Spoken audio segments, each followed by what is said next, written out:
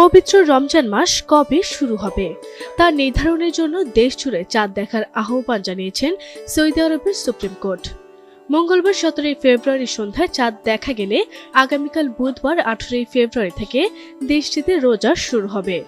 অন্যথায় বৃহস্পতিবার 19 ফেব্রুয়ারি থেকে শুরু হবে সিয়াম সাধনা।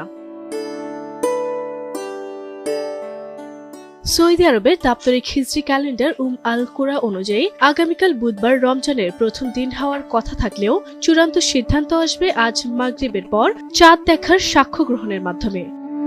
সৌদির রাজকীয় আদালত ইতোমধ্যে দেশের সব মুসলমানকে খালি চোখে বা দূরবীন দিয়ে রমজানের নতুন চাঁদ দেখার আহ্বান জানিয়েছেন। একই সঙ্গে কেউ চাঁদ দেখতে পেলে নিকটস্থ আদালতে সাক্ষ্য দেওয়ার অনুরোধ জানানো হয়েছে।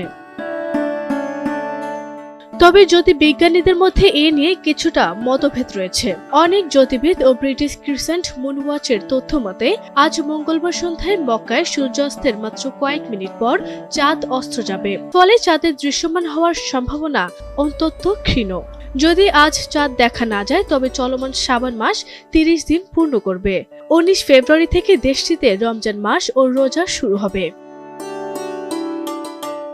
অন্যদিকে উত্তর আমেরিকা ও ইউরোপের কিছু সংস্থা এবং তুরস্কের ধর্মীয় বিভাগ জ্যোতির্বিজ্ঞানীদের গণনার উপর ভিত্তি করে আগামীকাল বুধবার 18 ফেব্রুয়ারি রমজান মাস শুরু হওয়ার ঘোষণা দিয়েছে।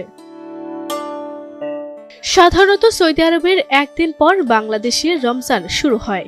সেই হিসাবে আজ মঙ্গলবার সৌদিতে চাঁদ দেখা গেলে বুধবার সেখানে রোজা শুরু হবে। একই সঙ্গে বাংলাদেশে বুধবার রাতে চাঁদ দেখা সাপেক্ষে বৃহস্পতিবার থেকে রোজা শুরু হতে পারে। তবে আজ সৌদিতে চাঁদ দেখা না গেলে বাংলাদেশে রোজা শুরু হতে পারে শুক্রবার 20 ফেব্রুয়ারি।